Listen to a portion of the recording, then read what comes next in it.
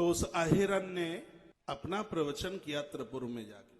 क्या कहा, जो महादेव को जितना पूजेगा उतना कष्ट में रहेगा, जो माता पिता की जितनी सेवा करेगा वो उतना कष्ट में रहेगा। ये अहिरन के शब्द थे। खा लो पी लो मौज उड़ाओ यही आनंद है, फायदा है, ये अहिरन बोला। सब लोगों ने इसी को स्वीकार कर लिया। सो उठा करके शंकर की पिंडियां पोखरों में पटक दी। नारायण ने महादेव को कहा कि देखो अपने चेलों को। शंकर जी ने देखा और इतना क्रोध आया, देवताओं को कहा कि अब ये नहीं बच सकते। त्रिपुर दुर्गुणों का रूप है, काम क्रोध और लोभ। महादेव की कृपा से ये तीनों दोष जल करके राख होंगे। शंकर जी ने देवताओं को कहा कि मेरे लिए एक रथ तैयार कीजिए। उस समय एक अद्भुत रथ तैयार किया गया है, एक अद्भुत रथ तैयार किया गया। देवताओं ने उस रथ को खींचना शुरू किया। भगवान शंकर ने देवताओं को कहा कि तुम पशु बनिए। देव पशु बने और भगवान शंकर ने उनको मुक्त किया। ये कहकर 12 वर्ष के लिए आप अनुष्ठान कीजिए। इस ग्रंथ के अनुसार तो महामृत्युंजय मंत्र सुनाया गया है।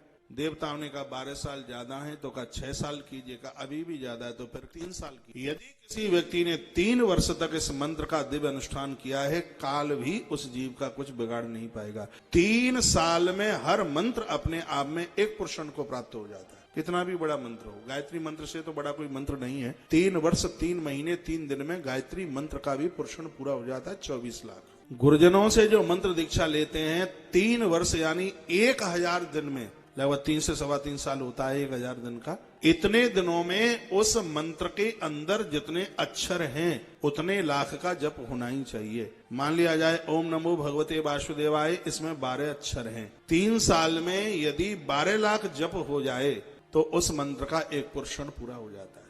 और इतने ही पुरुषन कर लिए, मान लिया जाए 12 लाख के 12 पुरुषन कर लिए। यदि कोई इस बात के ऊपर विश्वास करे, ईश्वर ऐसे प्रकट होगा जैसे पुत्र के सामने पिता आके प्रकट हो जाता है। लोग कहते हैं क्या कलयुग में भगवान हैं? इसी कलयुग में मीरा को भगवान ने दर्शन दिए, इसी कलयुग में तुलसी को भगवान ने दर्शन दिया। ये तो 1990 की बात है, 29 साल हुई है। श्री डोंगरे जी महाराज अपने हाथ पर मक्खन मिश्री रखते थे तो भगवान श्री कृष्ण प्रकट होकर उसका भोग लगाते थे। अभी क्या 29-30 साल हुई है।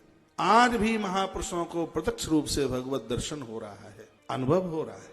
तू मंत्र ले लिया, इसी से छुट्टी नहीं है। मंत्र की नित्य साधना होनी चाहिए।